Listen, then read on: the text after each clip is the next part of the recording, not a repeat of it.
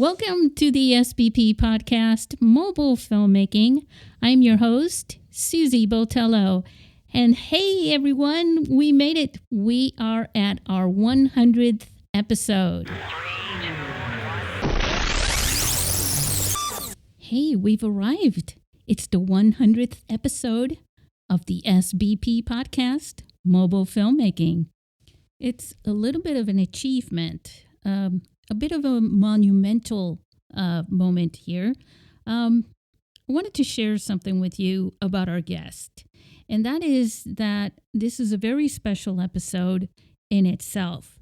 And one of the reasons why I'm really excited about our guest, his name is Michael Koerbel. Michael won first place at the inaugural International Mobile Film Festival in San Diego. And one of the cool things about Michael is that he started making the cinematic films that I actually was looking for when I first started this film festival, because you got to remember, I was looking for big screen material. I wanted to inspire the world to think big, think cinema, think beyond the website, think beyond YouTube. So I'm really glad that Michael Koerbel is our guest for this special edition of the SBP podcast. But before I share this wonderful conversation, which turned into a bit of a journey about the history of mobile film, going back to how it all started.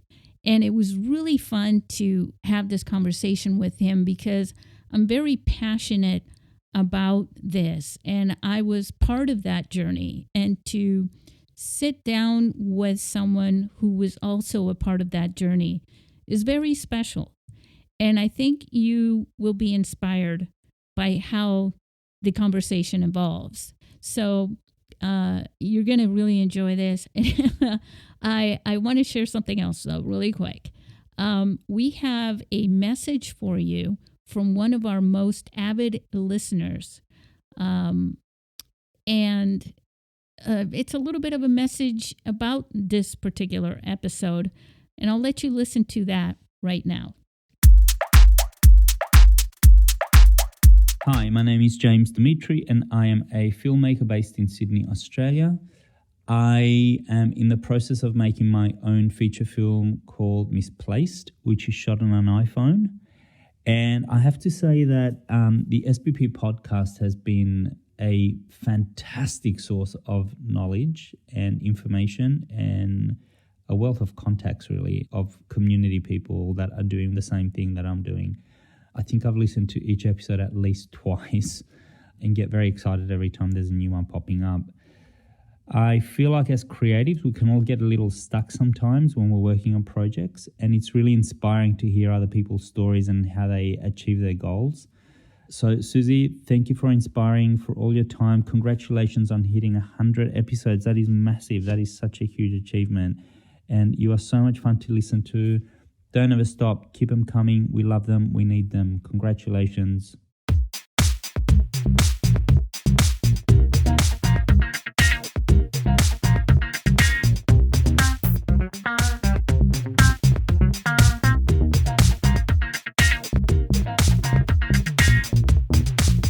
I promised you that I was going to talk to Michael Koerbel, and here he is. Say hello to everybody, Michael.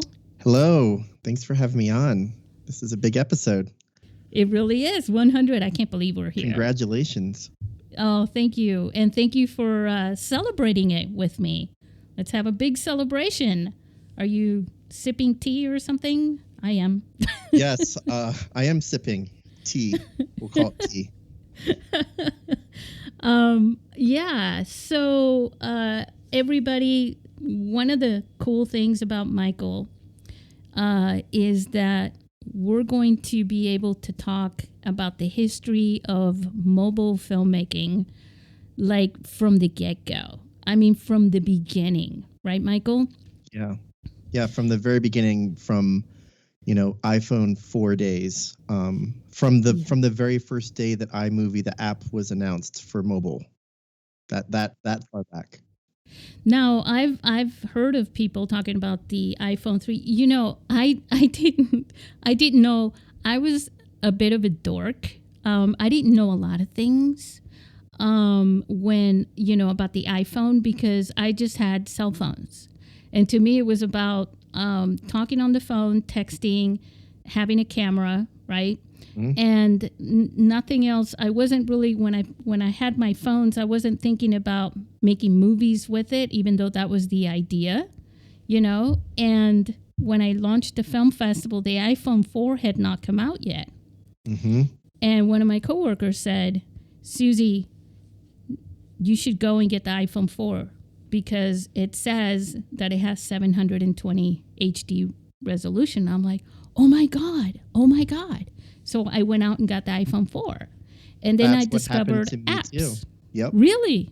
Oh, yeah. Like, when the iPhone 4 arrived, I remember it was also the first time, I believe, that you didn't have to wait in line to get an iPhone. And through some sort of mailing issue, I ended up getting my iPhone early, like a day or two early. And I was like, I have to play around with this. And at the time I was at USC, and my partner at the time was at USC as well. And we were looking at different, it was summer, and we're looking at the box and it says 720p. We're like, what? HD? Really? And of course we had to check it out. But I didn't know it either until it had arrived either. I was just like, oh, it's the latest and greatest. I have to get an iPhone 4. So that's did we know awesome. It would turn into a short film that would continue to play even today. It's kind of crazy. Yeah, so okay, that's a perfect segue because I think our listeners need to know about this film. So now a lot of people back then were making videos. There's a difference between making videos, which is what I've been doing, right? It's making videos with my phone. And then there's films, right? Right. And films, usually at that time, there were very few that were being made with a phone. But you went all out. Well, I'm talking... To be honest, it started as a camera test. But the problem is everything that I do, and, like I said, my partner, Anna Elizabeth James, it started as a camera test. We're like, oh, we should just check this out. We should see, how it performs in low light and regular light and what the focus looks like and all that kind of stuff. And we also knew that the iMovie app was about to be announced. So what started as like, oh, we'll just, play around with it, turned into us driving 5 hours to Bullhead City, Arizona, where my dad had a Garden Railway train set outdoor model set up. And which part did you film first? Did you film because the opening scene, right? Mm-hmm, yep. In the movie, and by the way, we should say it's called Apple of My Eye. Exactly. Yeah. Right. And we'll talk about why you called it that too. Yes. So we filmed the opening and closing scene after we filmed everything else because we're like, oh, we just made a story here. But originally it started off with like, where can we put this phone where nobody has gone before? And this is before like even, GoPro had done stuff on a Hot Wheels thing. I mean, this was like, I to my knowledge, nobody had put an iPhone on a model train set and gone through bridges and tunnels and pretended like it was a real train. And we were having a lot of fun, and we filmed all this footage because, the place that my dad had set up, was this Garden Railway in the desert. And, we used, we had a pipe dolly that we used. I mean, all kind of very frugal filmmaking type things, but we treated it like we were making a movie once we started seeing the quality was there. And we're like, oh, this is bigger than just a camera test now. This is now a story that's going to, make people smile and evoke emotion and a little bit of nostalgic. You know what it reminded me of? Remember in HBO, the openings of their movies, where it had that aerial view of the little model city with all the little lights and everything? Oh, yeah. That's what it reminded me of. That's funny. Yeah.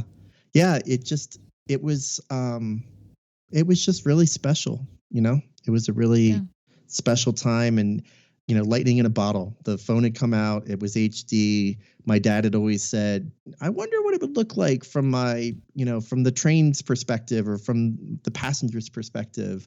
And up until that point, there had been no way to show him that. So, Aww. Well, that's so cool. So you shot that whole thing first, and yep, then you introduced the film itself with that opening scene of which we shot the later. grandfather. Yeah.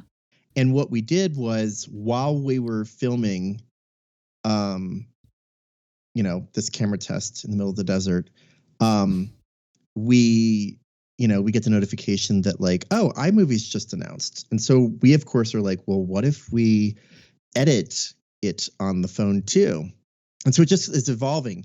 And obviously the app, we were probably one of the first ones to download iMovie, and it had I think one track of audio. You could add 3 basic graphics, and to be completely honest, it wasn't quite frame accurate yet. So it was really challenging to and Anna did, like, I remember on the drive back, she was getting car sick because she was trying to edit with her finger, on the phone with all this footage.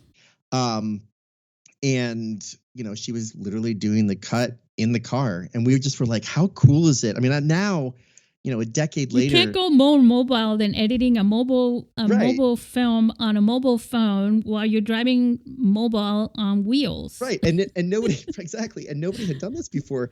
Nowadays it's like people are cutting their iPad. I mean, but at that point, we even had people at the film school we were at. We both went to USC. We had people that were like, what you're doing right now is going to change the entire, do you want to let people know that they can make movies on an iPhone? And we're like, yeah, it surprised us, So Yeah. it was really cool. But then we came back and we filmed the Yeah. opening and the closing with 2 actors that we had worked with before. I had worked with before, and just called them up and was like, hey, I'm making a movie on an iPhone. Would you be interested? And they both immediately were just like, yes, Michael, absolutely. And That's awesome. there was a train shop that was right down the street from my apartment in LA. And so we went in there and asked for permission to, obviously film in the window. And that kind of gave the bookends to this magical story. And then we also, Anna had been working with a composer that had been working, or maybe I'm trying to totally remember now. There was a composer that had created that beautiful score. So the beautiful score already existed. His name is Corey, and he had created this beautiful score, and I'd heard it, and I was like, could I use this for the piece? And he's like, of course. And, obviously we made sure all the licenses and all that kind of stuff were taken care of. And, but that score was an existing track. That's why I'm saying there were so many beautiful little details. And that's the thing about filmmaking. Even now, a decade later, there's always something really special when you put your heart into a story and you convert it into film, because that's when the magic happens and people start contributing and different things happen, and you're suddenly like, wow, who knew you had a song? And it gets really special. So, listeners, does he sound familiar to you? The kinds of things that I say, that is the whole point of it, because you are recording. Yep. When during the film festival, the one where you won first prize, we should mention that. There was a family. You're gonna love this. So there was a film. I'm sure you saw it. It was called Wow Mom, which upside down, wow is mom, right? So it's like an anagram, but it's also like a mirrorgram or whatever that would be called. Well, this girl had grown up, this lady, I should say, she grew up with her parents. They used to make little family movies, with camcorders or whatever, or home movies. And she thought it would be really cool when she found it on Facebook. And she thought, oh, that's a cool idea, sure, I'll give it a shot. And so they made this little movie. They did, they did all the voiceovers and everything on GarageBand because, back then getting audio into It was an iPhone was horrible. Yeah, There was you couldn't do it. For the listeners out there, this is before AirDrop. Like I remember when we were, Oh yeah. after we made the first short, we also made like a web series, and part of that was edited, on the phone. Some was edited on an iPad, but some was also edited in a normal computer. And you kind of had to almost like hack the iPhone apart to get the data in the movie off of it. This is also before Filmic Pro. We were using an app called, I think it was called DSLR. I think it was just called DSLR app, and it was this guy in Korea, and we were kind of like beta testing with him while we were filming the web series. And I just always remember going, we're at the ground level of like even pushing the camera on an iPhone 4 or an iPhone 4S to its limits. But sorry, I interrupted. You were talking about the No, I find what you're saying really, really, really interesting because I remember the Super 8 app came out around that same time too. Yep. And my head was spinning when you were saying that. I was like, of course, because if you could simulate another camera, why not try to simulate a DSLR camera? Yep. And there was also that J.J. Abrams app that came out where you could like add explosions and like robots falling down. I exploded my living room several times. Yeah, there was like the earthquake, or you could, Yeah, I think all the other ones to me were really cheesy. My favorite one was the one where you could, throw a missile or whatever that was into your living room and have it explode into pieces. I thought that was awesome. Yeah.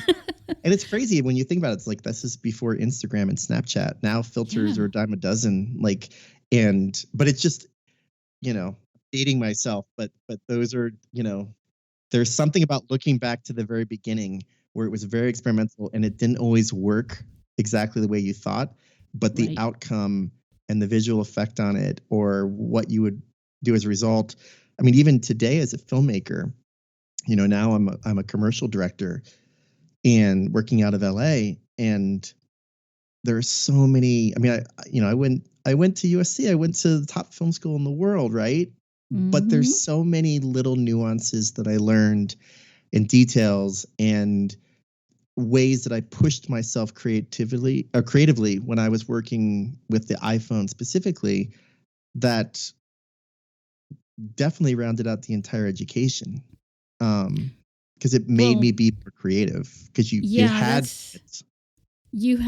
So I've worked in this industry as well. And the thing is, you're constantly troubleshooting, constantly thinking of creative ways to make things happen. I mean, it's movie magic. It is pretend. I mean, your goal is to make something look like $1 million and spending 20, right? Right. So if you can get away with, I mean, just all sorts. I mean, we could go on forever just on that. But there's always something that happens, and you have to quickly, because time is big in production. Time is money. You have to always think really quick. How do we get around this? How do we fix this? Mm-hmm. You were just mentioning that you do commercials. Have you shot any parts of your commercials, or how does that work? Have you shot any of them with your phone, with the iPhone? It's a really good question. I'm gonna get myself into trouble here, but in a good way. So, yes, there have been times where, not a whole lot, but there have been times where, it's the end of the day, or we're filming something and there's only one angle that you could get it from, or we're running out of time, right? And I have used the iPhone with Filmic Pro occasionally to capture a shot or two that makes it in the final cut. And it's always funny because I don't really tell anybody that, because obviously, you're there where you've got the crew and you've got the red camera, the Alexa, but yeah, absolutely. Footage that I've shot with an iPhone has made it into national airing spots. So it's crazy because it's like, once the tool's in your tool belt as a filmmaker, like you can't stop me from using it. Like it's like I already know it exists. So, and I know this is how I can get the shot. So, and That's the key. obviously, You got to get the shot. yeah, you What got does, to get the yeah. shot. And so that's part of it, right? Is you kind of, obviously you want to do the best you can with whatever skills and tools you have. But there are times where sometimes it's just the iPhone that comes out, and I definitely use it. And this is even before, all the apps which allow you to simulate camera lenses and sizes for other cameras. A lot of times I'll do visual storyboards, or I'll do a visual walkthrough of what the shots will be, and I'll just film it on my phone because I'm familiar with it. It's easy, and I can kind of get a rough look. And a lot of times what I'll do is what I film on the phone, just with stand-ins or whatever, I'll show that to a client. But I'm very comfortable doing that because I know what will translate well between lenses, between what's on an iPhone and what's on an Alexa or whatever. And I do that on almost every job, as I kind of do photo boards. Yes, and your commercials aren't insurance commercials for for listeners in the U.S. who are used to those daytime insurance commercials. That are some of them look like really cheesy. You're working on serious primetime commercials, aren't you? Yes, yeah, I'm very blessed. And a lot of that, to be completely honest, is because I picked up the phone and made a short with it. That gave a lot of awareness and exposure in a way that I never anticipated. Let's talk about the title of your film, Apple of My Eye, even though that's not the only mobile film that you've made, but that was the first. Talk and share a little bit of the backstory behind that title that you chose. I mean, obviously it's Apple. Right. Which also includes iPhone. Yeah. No, but there's another part to the apple of my eye, in the meaning behind that. Yeah. I'm trying to think specifically what you're asking, but I will tell you part of the reason that we chose Apple of My Eye was it's just special, and it's a creative thing where you kind of Apple of My Eye is something that's special. It's loved. It's beloved. And obviously when this was when we knew we had something, Apple of My Eye, definitely having Apple in the name it's like mattered a parent. a lot. Parent says, my son or my daughter, the apple of my eye, right? Right. Yeah. And so I think there was, with the connection of that, and, you say that, and then, obviously my dad, it was his train, his model train and all that kind of stuff. And so, it just felt right, to be honest.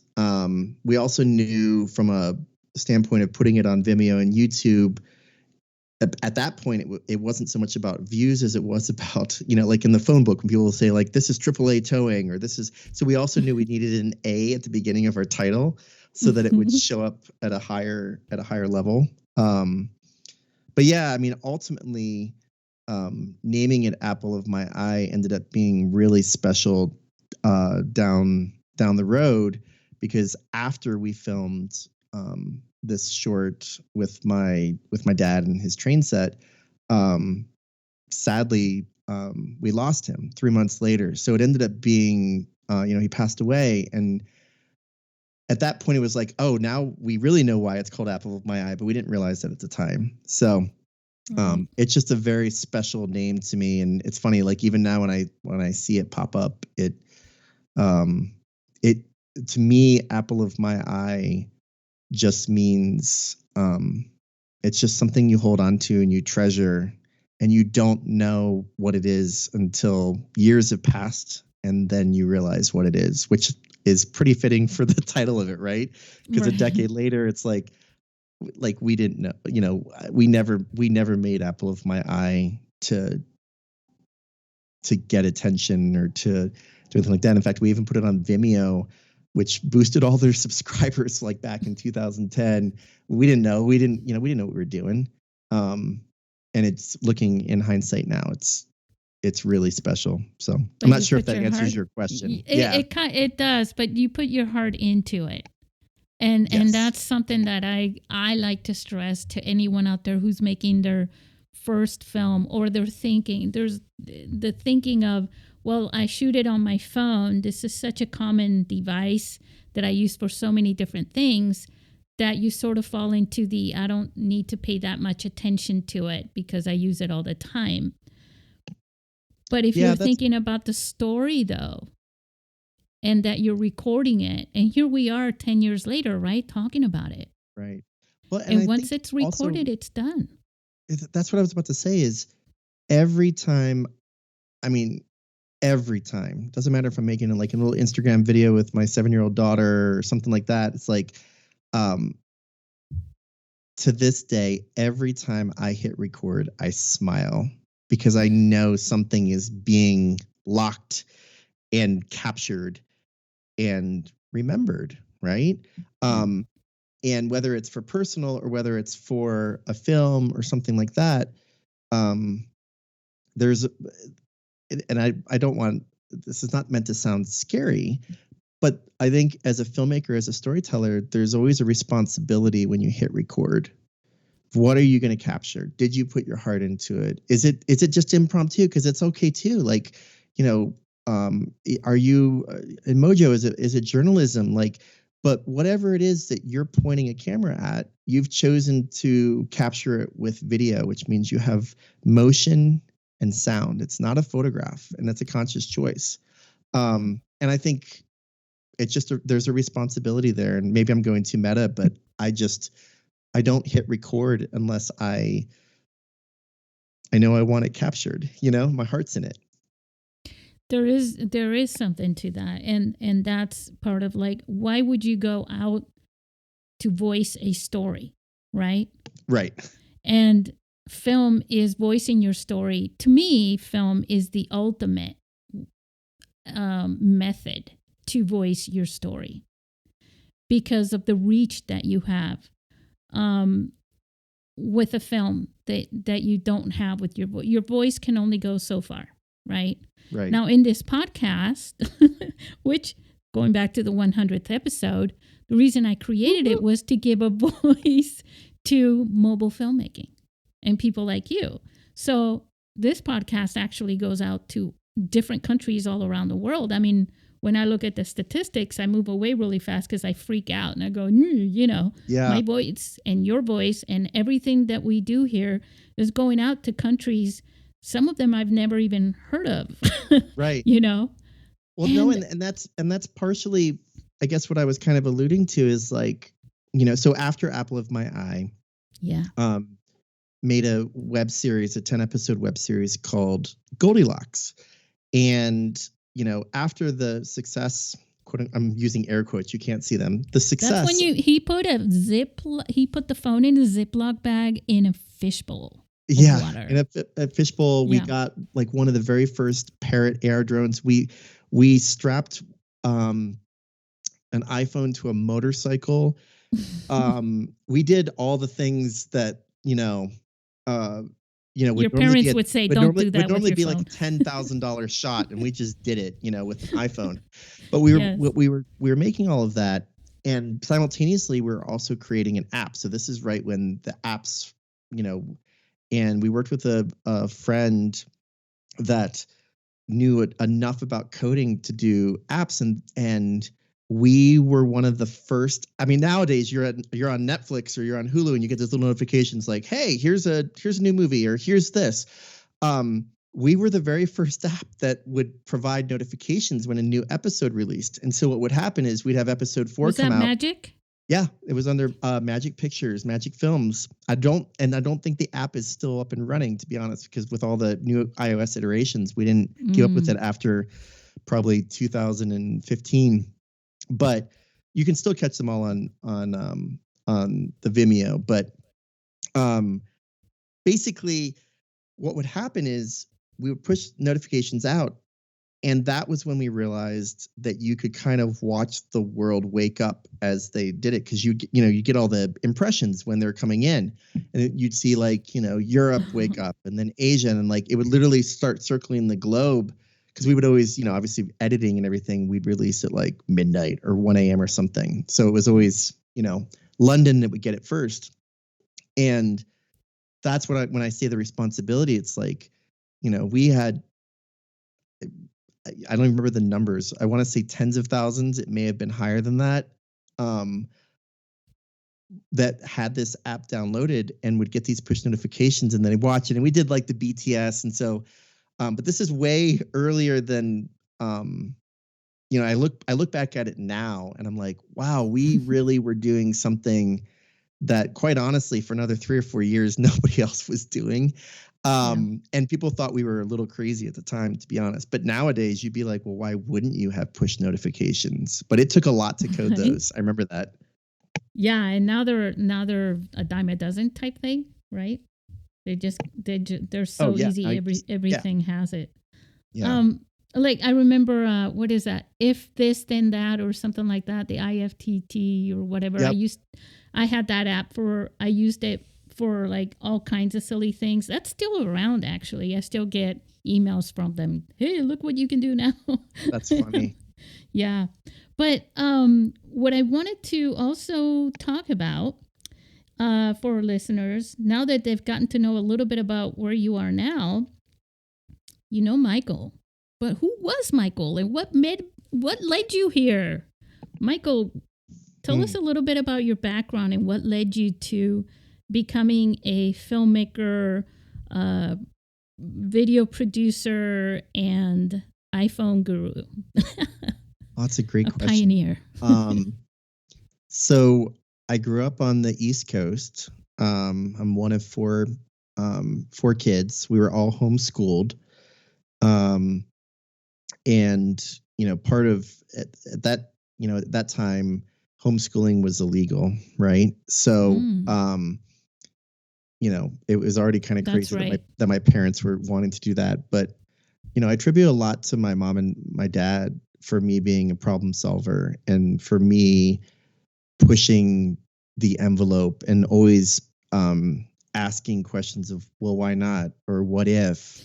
Or wouldn't it be cool if we did this? I think any people that have worked with me recently on any commercials, I think one of my favorite phrases is, well, what if we did this? Or I hate to even ask this, but if we dream a little bit, could we make this happen? And they always kind of smile at me, and of course they figure it out. But like, I love stretching the boundaries and finding a new creative way to solve something that maybe used to take a bunch of steps, but you're like, oh, we could do this, and it works. So I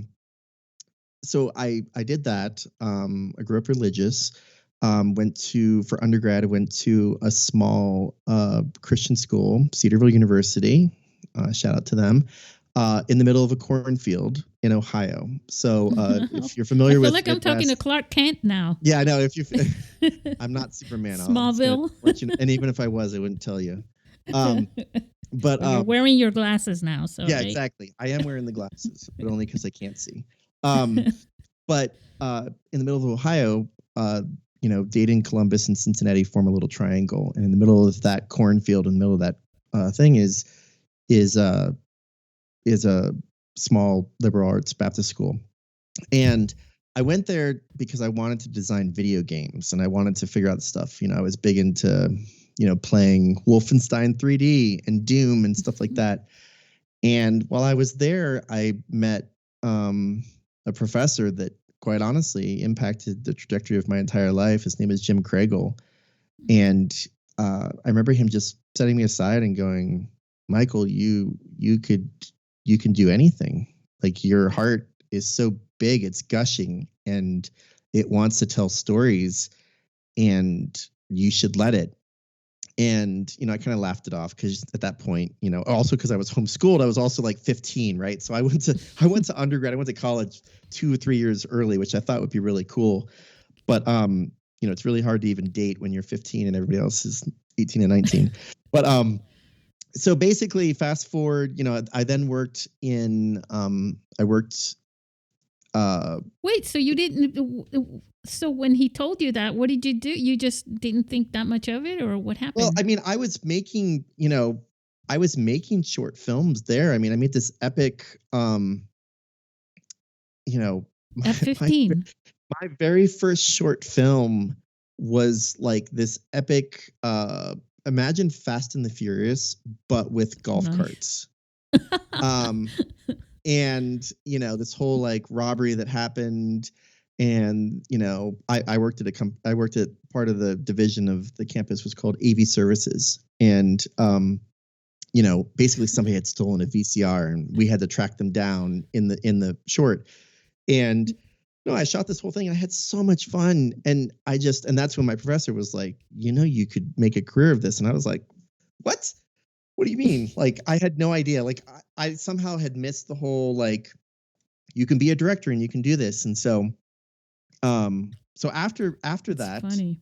I made lots of videos and promos and commercials and things like that, just kind of in the Ohio area. And that professor, Jim Kregel, he always came back to me. We'd meet up like, every 6 months or whatever, at a little place with it's called Clifton Mill. And it has a little, what do you call the spinning water things that like, The windmill thing? it's not a windmill. What is it called? I don't remember. As soon as you said I don't remember, it escaped me too. Yeah, it's the thing where it basically I know what you're spins water talking and about. generates electricity. Yeah. But anyways, we would go there and he would go, Michael, what Is are it you? a water mill? Yeah, water wheel. Is water wheel? All of the listeners are screaming at us right now. It's called but hey, we can't be perfect in every way. So but he would always go, hey, you should do this. And I remember the very last time I met up with him before I started filling applications to film school, he said, Michael, he's like, I could pick you up and I could just drop you in LA and you would just do it and you would make it. And he's like, I've worked with hundreds of students and this is the first time I've ever just said this to a student and said, hey, you could do this. And so that was the kick in my butt that I needed. And so I applied to 3 different film schools, AFI, UCLA, and USC, because I figured why not go big, right? And I got into all 3. Nice. And chose USC because I loved how well-rounded it was when it came to filmmaking. So, you go there and you go to direct. And wait, so Michael, the first school that you actually went to was USC because you were homeschooled before. Yeah, well, I went to undergrad at Cedarville, so for 4 years for there. But for graduate school, that's right. Yeah, so the second school I guess I went to was that, which thank goodness there wasn't a whole lot of tests. So you were at USC. Mm-hmm. Went to USC and toured the campus and was just completely impressed. And of course, they always tell you all the filmmakers that went before you, and it's always impressive. And I can even say now, a decade later, like the people that were in my classes that I TA'd or teaching assistant or well, I mean, one of the funniest things is Ryan Coogler, who's directed Black Panther and all that kind of stuff. He, on my thesis film, he was the guy that held the microphone for me. No. Yeah. That's awesome. It's just, and so it was it's interesting to see where we all have landed and where we've gone. And I highly recommend USC as a film school. USC, you had a colleague there who knew you, who connected us, right? Oh, that's right. That's right. So, yeah. So let me tell our listeners a little bit about what I was on my end, and then you pick it up on your end. we'll give them both perspectives. So for me, what happened was like, so I used to download every single app that you could imagine, and I would create an account. It was called Mobile Film or Mobile Film Festival or Mobile Filmmaking. And in that account, I would say, I would pitch, you can make a movie with your phone and submit it for free because it was free back then to our film festival, blah, blah, blah. And I don't, for the life of me, remember what app I downloaded, created an account, and I said, and it was for, I think it was for you sell things. It was like you sell things to people. People sell things. It was like the classifieds, but you're selling something. And right. It wasn't like Darly, was it? I don't remember. I downloaded so many apps. I know so many apps. I'm just trying to remember which one it was. Yeah. And so I said, I posted something there and said, make a movie with your phone. And my pitch was, I'll realize your dream here in San Diego in our film festival if you make a movie with your phone. And I got an email from them going, no, you can't do that. You can't sell you can't sell a dream, basically. Oh my gosh. And I was like, but I'm not selling anything that costs money. Yeah. Like, allow me, please. And so we had this, and he said, and so of course I went all in, but it's so cool. I mean, you can make a movie with your phone and no matter where you are and blah, blah, blah. And he says, that's kind of, I still can't allow it. We still can't. But you know what? I know somebody who would really be interested in that. And then he named you. And when he named you, I already knew who you were. You know why?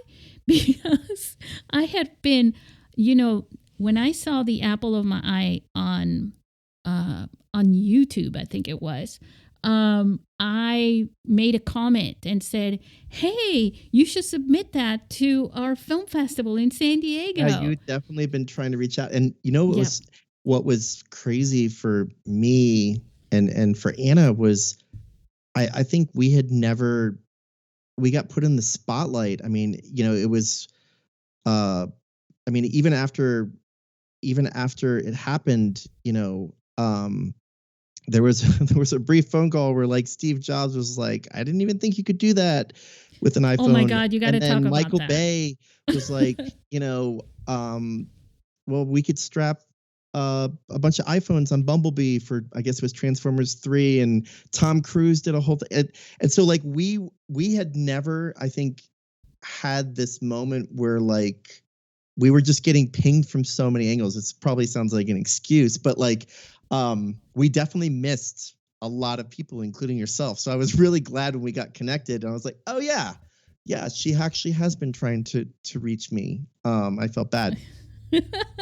Well, it was incredible, and listeners, like, I practically begged him.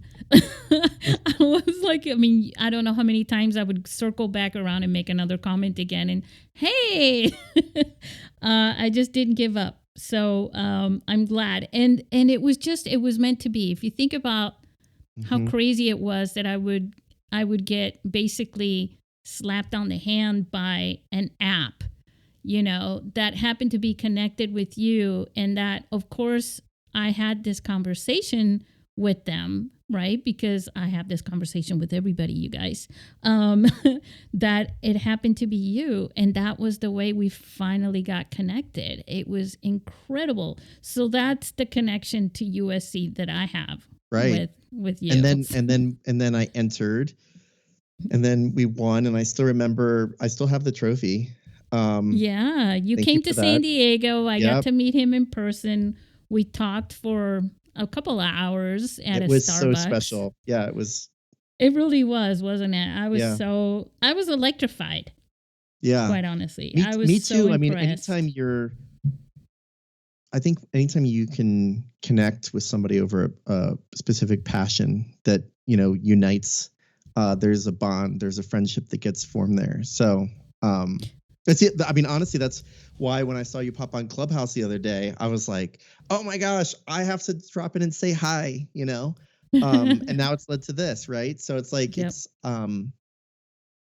and to be completely honest, it's like as a filmmaker, a lot of times, we tell stories from our heart. We tell this, I've said this many times on many different panels, but I feel like if I didn't say it right now, I'd be missing somebody that maybe has never heard me say this. But I truly believe that every single person on the planet has a story to tell. And I don't mean like a story that's like a Marvel movie. I mean a unique story, a very specific point of view that only they could tell.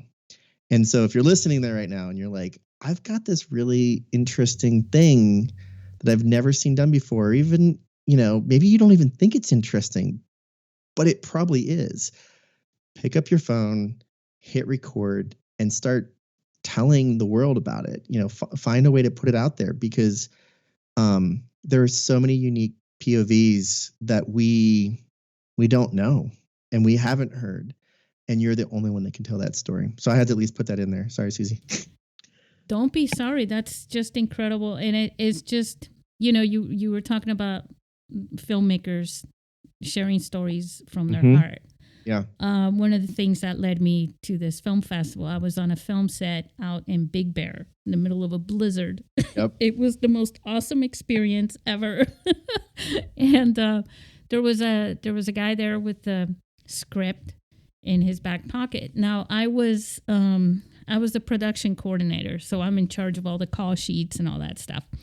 And I thought this guy was collecting them or something, and he was putting them all in a stack in his back pocket. And so I'm like, you only need the day's call sheet. You don't need to put them all in your back pocket. He's like, well, the outhouse doesn't have toilet paper, and I need this. Yeah. And so I mentioned it to him, and he says, oh, no, this is actually my screenplay. And he was interning. And I said, really, your screenplay? And why so are you continuously writing it during breaks or something? And he says, no, I wrote this. This is a copy that I'm taking, and I'm trying to find somebody, because this is a very typical thing when you're on a film set during breaks. You're networking, you're making connections. Yeah. And so he was trying to find a way to make that realize his movie. And he wanted me to read it. And I was like, I'm not going to read the whole thing. But I read the first page. And I thought, well, he already captured my attention. And I said, you know what? This is good. And I'm going to say it. It was it probably could have been better than the film we were working on, That's how and it's right. Like, you're right. Yeah. And I said, you should make this into a movie. You should definitely do it. And he says, my problem is I don't have the money. I don't have a way of gathering the funds. I don't have a camera. And he kept saying, and then I would give him, well, what if this? Kind of maybe like you, what if that? And he kept giving me a negative. So he was really down on it. Like he was trying, but at the same time, he had this, I could tell that he had people around him that were saying, basically, you're never going to make this. Well, that's what happens, right? You have a lot of people that say no, but you really just need one person that says yes. Well, that's what I tried doing when I went home, because I immediately said that idea that I had way back then, now's the time. And that's when I started, like that spring, I started the film festival, and I did it with him on my mind. Wouldn't it be crazy if he's listening to this podcast right now? But it was with him in mind, and all the other filmmakers like him that I'd met. And I call them filmmakers because if you're working on a part of a crew, you're part of the whole. Yeah, and absolutely. You're making a film. So. Yeah, you cannot make a movie without every single piece. Every single piece is incredibly important. I'm constantly surprised where, and I think Pixar has the idea of like best idea wins, right? Mm. But like, I don't care where the idea comes from on my set. Like if it's a PA, if it's a driver, if it's my best friend, like we're all working towards the same goal of trying, nobody shows up on a film set, or nobody shows up, hopefully, you hope not, with the idea that like, we're going to sabotage the movie today. Like, I think generally people are like, we get to live the dream and we're making something magical and they want to contribute. And so it's like leaning into those friends and those colleagues that allow that vision to come true. So that's awesome. Most definitely. Yeah, well, so that was a great experience. I worked very hard, guys. I worked like 18 hours, 6 days a week. But nobody knew that because as a production coordinator, you're basically in the office most of the time. But I would still find time to go out, 2 and 3 in the morning and go out there. I remember one time I got lost in the woods. Anyways. You're like, and anyways. Yeah. So here you are in USC. You get through all that. And what led you to the moment where you're making Apple of My Eye? Oh man. There's so many different things. First and foremost, was probably the fact that I had met another filmmaker. Her name was Anna. I think I mentioned her already. And we creatively aligned in an incredible way. And it was a summer, and we're both, we both have no money. And we're like, we want to make a movie. And so that's why the camera test turned into a movie, I think, because we were both craving that creativity and craving that desire to tell stories. And she's written many features since then, and has directed some movies on Netflix and things like that. And so, we both have, I think that was the moment where we were like, we were craving this creative energy to create something. And it just happened to be on an iPhone. And then after that, all of the, I remember going to New York for the first Vimeo Awards, and Blake, who was the main guy there for a while, that was like, well, you guys want to do a panel? We had never done a panel before. We got invited to speak to the Academy of Arts and Sciences. Like, we flew a drone at the DGA before drones were cool, Nice. And almost got into trouble because apparently the screen there in Los Angeles for the DGA, that's a very, very expensive screen in that theater. And I remember when we were flying this little it was like a Parrot AR drone that we had hacked because everything was very just lo-fi is probably not the right word, but it was homemade, right? And so like, I remember we had sawed out the top of the drone and we wedged the camera in there, and we flew it, and it wasn't really stable. And so like, I remember security background being like, can we trust these filmmakers to not put a hole through this screen? But so all that kind of stuff was happening.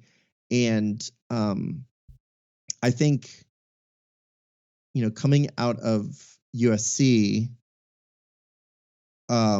we had a lot of momentum. And, everybody always says, what's the thing you're going to do that's going to set you apart?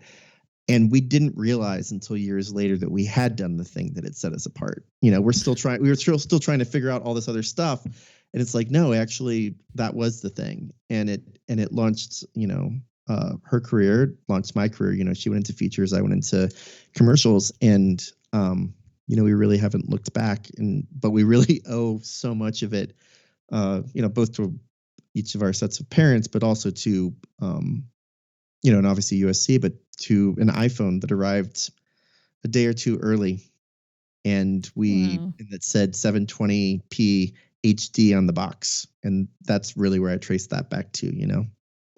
That's so, I love that story because I love the backstories. It's one of the things that inspires me to record the conversations that I have with the filmmakers. There's always a backstory. And it's true with everything, that it's that thing that you get the most excited about, that turns into a passion, and and gives you the energy to continue. I love it. I really love it. There's nothing, I remember, in film school and, even when we were making Apple of My Eye and Goldilocks, I mean, Goldilocks, we filmed that over 20 days all around Los Angeles. And I remember there was one scene, I think it was episode 6 or 7, and we were stealing all these shots, by the way, because it's on an iPhone and nobody knew what was going on, right? So like we had hired 2 guys that kind of looked like thugs, and we're filming at the Grove in Los Angeles. And security comes to us not because we're filming with an iPhone. Like here we are making this epic, series. No, yeah. They're just like, who are the 2 creepy dudes that are walking around? And again, these are just actors, right? But like they were obviously doing a really good job. And so security was like, what's going on? But I remember one of my favorite stories about filming Goldilocks is, so little backstory in the movies. When you see like $1 million in cash, it's always fake money, right? Because they would never let us have $1 million. As filmmakers, we would just take it, and they know that. So, so they have fake money, right? And so one of the episodes in Goldilocks, Goldilocks is basically a story about a mom who is in the process of fighting for her kid's life because there's a bad guy that's after her and threatening her and her son. And so at a certain point, her son gets kidnapped. And I almost said spoiler alert, but it came out 10 years ago. So if you haven't watched it, but there's a moment where her son gets kidnapped and she, she's like, okay, I'm going after, and again, this is a story that like female badass protagonist. Hopefully I can say that word. Yep. But like, I say it all the time. Okay, cool. This is before Black Widow and Marvel and all that kind of stuff, right? So we had this thing, and she has to get $1 million in cash, and she's hidden it. But she's hidden it. One of the things that we had always been interested in was so the Dolby Theater, where they hold the Oscars, outside in that rotunda. We had noticed that there was these panels, which are air conditioning panels that you can lift up and out, right? Mm-hmm. So we had seen this. We were always like, if we were ever going to hide $1 million in cash, that's where we put it, right? So of course we write it into the script. So we get $1 million in fake cash, okay? $1 million in fake cash, and we hide it in this air vent, and then we film it with iPhones, right? Let me tell you. The fastest way to attract security at at one of Hollywood's treasured places is to have a woman pull $1 million in saran wrapped cash out of an air vent. And what had happened was we were also filming a scene earlier that day where our hero, was played by Jillian Kay, Goldilocks. She is getting a gun, and she's like, it's a fake prop gun, but she's like loading it, and like we're like, again, it's that badass moment of like, yeah, I'm gonna go do this, I'm gonna take these guys out, right? Well, that gun was still in her purse, the fake. Oh. So not only does this actor have $1 million in cash, fake cash, but Anna has this fake gun in her purse, and yeah, it all ended well, but it was scary there for a moment. And so, in hindsight, well, and yeah, but it's one of my favorite stories of just like making it happen and then not even realize, like, you're so caught up in the bubble of the creativity and the movie magic that you're like, maybe the girl at Hot Topic across the way is going to think it's weird when $1 million in cash gets pulled out of that air vent and calls police, so. It does happen. There were some people that were shooting something here in San Diego, and they were shooting like a little mafia scene from an Italian restaurant, and supposedly something happens in the doorway between the sidewalk and the restaurant, and it involves a gun. And cops were called because they did so many takes of it that somebody thought that's a dangerous thing, and it was. They almost got shot. And having been at USC, like it's drilled into our heads, like our head of physical production, Joe Wallenstein, was basically like there was a very specific no guns rule. So like, just to be super clear, it was just a prop that was still in her purse. Like we had no guns in plain sight because we knew that was not the thing. But what we didn't realize was that $1 million in cash would also attract attention. So I think the $1 million was more dangerous than the gun. Yeah, in the long I'll run. blame it on me being homeschooled and not realizing that was probably not the best idea. So. That's pretty funny. Well, okay, so from that moment, now you've shot more mobile films. Mm-hmm. So let's just give our audience a little roundabout of and maybe you have those on Vimeo or something, right? Yeah, you can share links. Yep, they're on Vimeo, and I'm sure we can link them to here in the podcast. So if you're listening, I'm sure by the time you listen to this, the links will be very close nearby that you can watch these. But yeah, there was, the first one was Apple of My Eye, and then the web series Goldilocks, and then so for a while we were creating a new one each time a new iPhone was released, and so we also did. There was that one with the costumes. Right. Oh, which one? The one with the costumes. Where yes, you had with all the apps. Yeah. Yeah. So that was, I think that was, man, I'm trying to remember now. Was that, my memory, I think was the iPhone 5 or 6. And so that was, I think you're right, because I think it was about the same time that Tangerine came out. Right, exactly. So that one was called All Up to You. And that was, again, the same kind of thing where Anna had actually been working with a composer for a pitch, within the school for like a contest. And a guy named, I believe it was Gareth Coker, had created this song All Up to You for this pitch. And it didn't win, right? But we had this song and we were like, oh, we could do this. And it fit so perfectly for the iPhone 5 launch. And so we made that one. And then we did a few things, after that point. Remember the Reels channel asked me to film the Kennedys premiere, which I filmed on an iPad. And there was just a lot of like interesting opportunities and things. And, every step of the way, we were just pushing the limits. And at that point, Neil Barham, who, many those listening created Filmic Pro and now Double Take and a bunch of different things.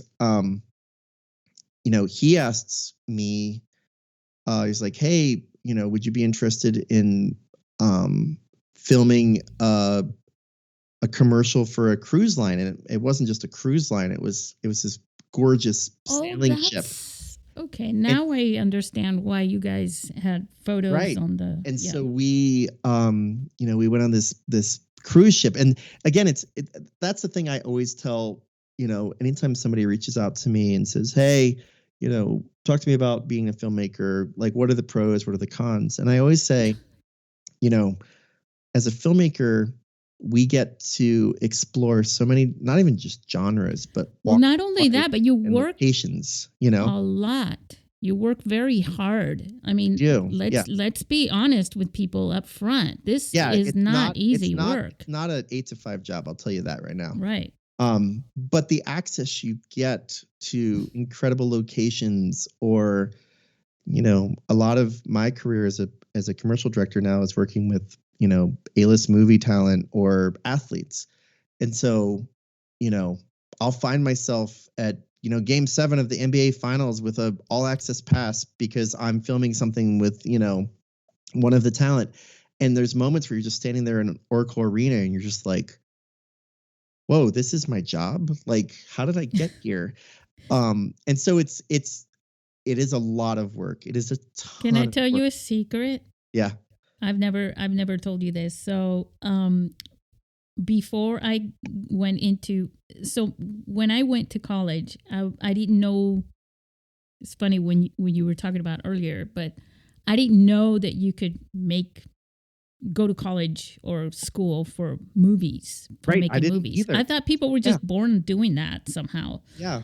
And so I didn't know that. So I spent a couple of years in where you can explore before you choose a major. And then they said, Right. You, like when you're you undecided, must. right? Yeah, right. Undecided forever. I enjoyed the culture a lot. But I was exploring, and they said, you must decide. And I thought, okay, I'm going to become a lawyer, but I'm not going to spend a decade in law school. What I'm going to do is I'm going to become a paralegal. Wow. And then I'm going to go take the bar exam. And that's how I'm going to become a lawyer. Well, I was doing good in those classes, by the way, which surprised everybody. But somewhere along that line, the counselors at the school, we always have people that help us along the way, right? We just need to start taking steps. And he kept pushing me, you're more creative than that. What do you really want to do? This is what I want to. I've never told anybody really this, I don't think. I know I haven't told you. I said, well, my dream job would be to write commercials. Oh, wow. I want to be a commercial writer. I know, right? So creative. And he asked me, he says, why? And I said, because every time I look at something, I think of a commercial or how cool a commercial can be made with that. And I realized, and I did a little research and found out that commercials, the budgets for making a commercial can sometimes even be greater than the budget for making a feature film. 100%. In fact, I think often it's more expensive. There are times when,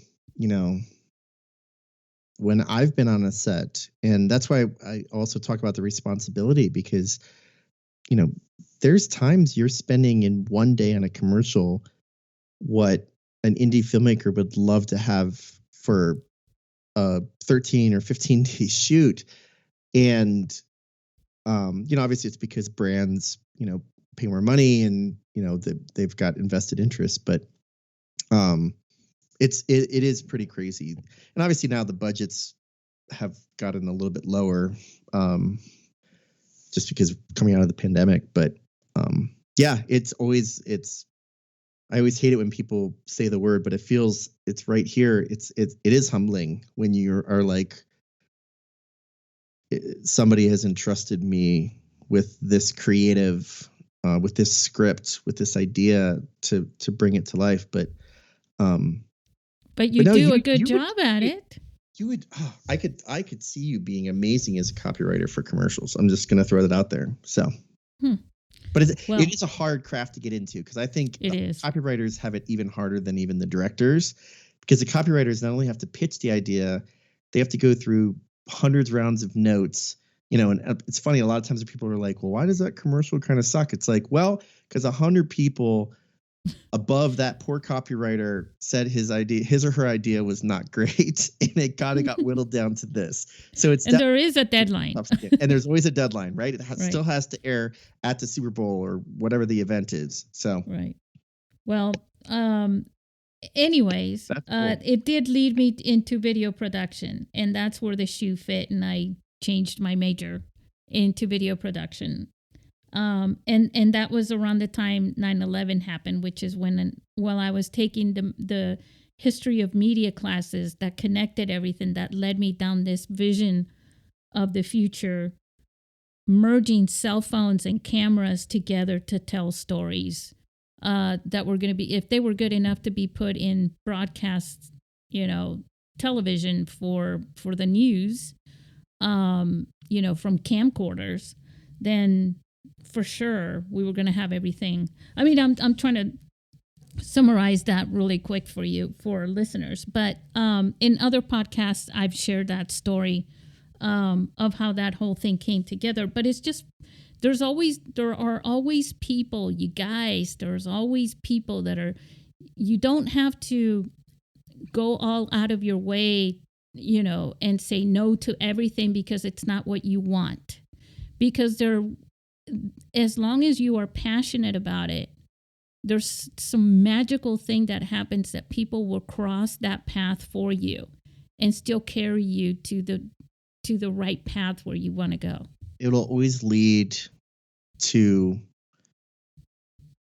where your heart is. At least that's my experience, is even the moments where like I get down and discouraged, because again, you said it earlier, filmmaking is hard, especially when you're at I guess the commercial level or the feature level.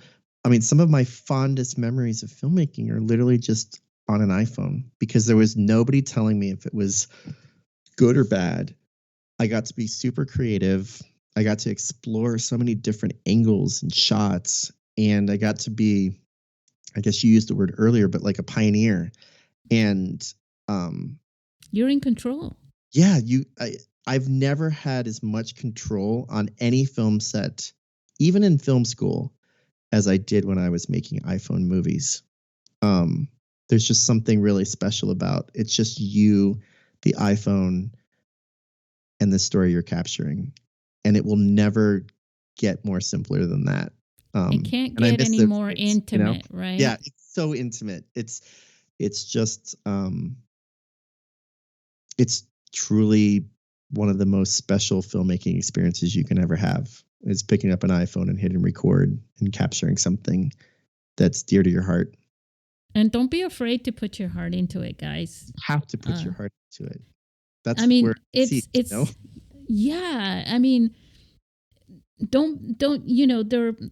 It's like sometimes you're thinking, oh, that's going to be corny. I don't know if I want people to see that, or I don't want, or maybe that's not good enough or whatever. You know what? If your heart is in it, just do it, because it could lead to, I mean, you just don't know. You don't know the future. None of us are born knowing what the future is going to be. Right. I mean, for me, it's about connecting things. And if you feel it in your heart, that's a connection in and of itself, that you have with a story and with a way that you want to tell it. And you have your phone with you, you just do it. If you don't happen to have all the tools, if you can't get your hands on the apps or the gear or whatever, I mean, even just the camera. You. That's what I'm so glad you're saying that, because I think, there's so much pressure, I think, on being a filmmaker, and I've shot hours of footage that I probably will never show anybody, to be honest. But if you don't hit record the first time, you won't hit record the thousandth time. You know what I mean?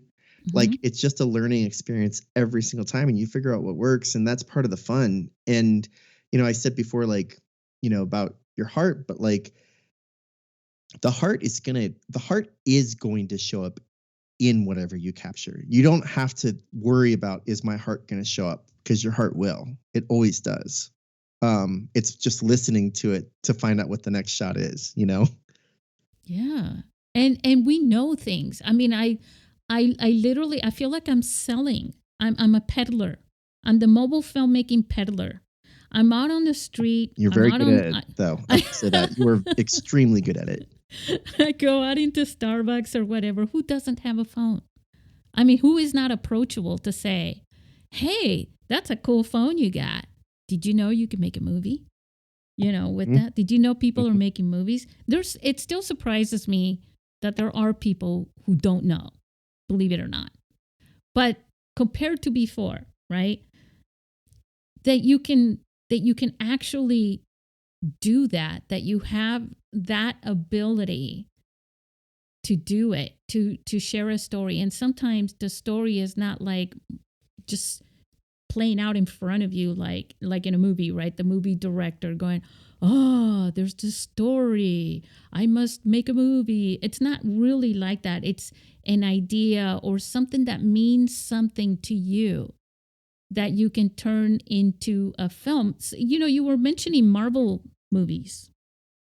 A lot of the comic book stories come from the heart as well. They are about the underdog or people with disabilities, diversity, racism, all sorts of different issues. And they turn them into, the hero story, the superheroes and all that. If you look into that, you'll find that it comes from the heart of the storyteller that is trying to send a message, something that means something. And sometimes that's where the best stories come from. I mean, Steven Spielberg and all of them would say the same thing, Well, in every generation, every century, there's been different forms of storytelling, right? There was storytelling all the way back to cave drawings, right? But then there was writing, and then there was dance, and then there was theater, and just watch the evolution of all that stuff. And we're just beginning to taste, cinema is barely a century old, and it's still so much stuff. I mean, even, to be completely fair, TikTok and Instagram, even those little bits are still telling stories. There's still, there's no limit. I'm always so excited to see what's next. That's my major is media communications, and that's where that is. And I've always had an affinity with the art of everything, right? And it's communicating, and art is an expression. It's a form of expression. And filmmaking is a science. I mean, you do have to learn it and practice it and put something forward for it to have meaning, right? Yep. To have your story. But we have a need to communicate as human beings. Anthropology is also one of my things for some reason. But we have a need to do that. We have that need. You were talking about caveman days. Those were the first storytellers, really. They were, when we first learned to speak, and we started sharing stories because that was our way to convey, I mean, I went out to get meat for our family. It was a communication in a way that captivated the listener's attention through story. It wasn't direct communication. It was through story. Yeah. And the Native Americans, remember the Steven Spielberg, what was that? The Incredible Stories or whatever that was. And it has that. Amazing Stories. Amazing Stories. And they include that. I believe on Netflix. He's not doing them, but I think they rebooted it. Oh, well, on Apple TV, I think it was. Or Apple TV, right? Yes, sorry. Yeah. Right. There's so many now. I know. But I remember growing up watching those, and they were always just they were amazing stories. Yeah. Well, and that's the thing. And your story you may think that little thing that you have is not amazing, incredible enough to make a movie. But you know what? You have a phone, you have the camera. Why don't you just go for it and try it and see what happens and watch it grow within you? Because sometimes you just start to have you ever had to make up a story for a little kid or something like that? Just right, at bedtime? On the fly. Yeah, I mean, I have a 7-year-old. Yeah, I have to do it all the time just to get her to fall asleep. Let me tell you a story. Which is funny. Let me tell you a story that's the beginning. Apple of my eye. But again, even what you're saying, you're 100% on. Apple of my eye did not start with, hey, let's make a movie on an iPhone. It started with, what can we do with this that the world hasn't seen yet? And we weren't even thinking the world. We're just that we hadn't seen. It always grows. Every filmmaking project, I always say, it takes a lot of heart to get it off the ground. But once the train leaves the station, the train is going, and more people jump on, and they jump on, and they're excited for you. And the moments where you're weary and you're like, can I finish this? Somebody else will always go, we already came this far. Let's finish it. And it becomes this family and this community. And I think that's always what I've craved. Yeah. I love the moment when the crew, and it can be a crew of 2 with 2 actors, and it can be a crew of 150 with 40 actors. Yes. The feeling is the same when the family unites and that community comes together and you realize you're all working towards a common goal. And I think if I could somehow explain what that feels like, I feel like everyone listening would go, I'll at least give it a shot, because it is truly one of the most amazing feelings in the world. That's where you get addicted. Yeah, exactly. When you unite over a common story and a goal and a passion and a vision, and Yep. you then see it become real. And that process is an adventure in itself. Oh, absolutely. Yeah. We're both laughing. We're like, we're both, yeah. I don't want to talk about that. No, it's fun. It's great. Everything Yeah. about it is just rainbows and unicorns. No, it's not.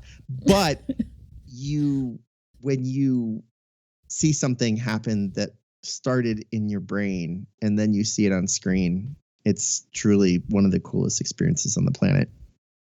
Yes. And it takes, and let me tell you guys, if you haven't already, some of our listeners, Michael, have already been making films, but have never made a movie on their phone. They're just starting to find it interesting.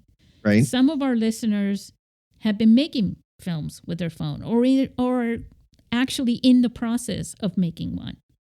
And some of them have never even thought about it. They're just listening to this and going, I can't believe that people are making movies with phones and talking. And this girl has this podcast and is talking to somebody who's been doing this for tens of years, and it's in the 100th episode. Woo woo! I feel like I should have had like an air horn, like, you know. Yeah, maybe I'll put in an effect later. I'm wearing a party hat. You just can't see it. I'm wearing headphones. Yeah, I look like Princess Leia with these headphones because. Oh, that's crazy. Yeah. So, all right, let's do this thing where I make sure that you've had the opportunity to share everything that you can. Mm-hmm. Let me know if there's something else that you'd want our listeners to know. Oh, that's a great question. No, I think you've let me share my heart tonight, and I really appreciate it. It was almost therapeutic for myself, just as a filmmaker and a storyteller. I think what we've both been discussing tonight is something that's very special to both of our hearts. And I think my hope would just be, wherever you are in the filmmaking process, is you listen to this, whether you've made a movie, you haven't made a movie, you shot something on an iPhone, you haven't, just keep doing it and just keep moving. I had a friend who always said, keep moving the rock forward. 'Cause sometimes it's a rock, but sometimes you get to this downhill section where the rock goes by itself. And so I hope this podcast is, as you're listening to it, whether you're driving or whether it's late at night or early in the morning or you're headed to a film set or whatever, I hope it encourages you. And I hope you smile and you see the twinkle in my eye as I talk about it, because I really do love filmmaking and I love storytelling, and I probably wouldn't be where I am right now if I hadn't picked up an iPhone and hit record. So that's so awesome. I'm sitting here smiling throughout the whole thing. It's just beautiful what you said. And for listeners, part of the mission of this podcast is, my goal is to inspire you. But there's one thing that you should know. You can inspire yourself too. But you have to actually start doing it. And you'll see that you can inspire yourself. Just start. Yep. So. Yep. All right. Say goodbye to our listeners, Michael. Yeah. Again, thank you so much for the invite for the 100th episode. I'm so happy. I'm so proud of you as far as you've come. Thank you for the listeners that have supported all along this way.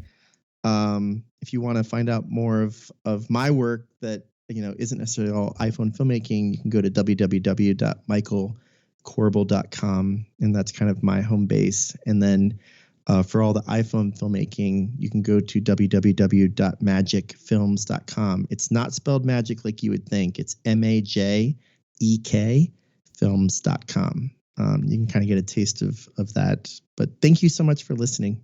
And Susie, thank you for hosting. I really appreciate it.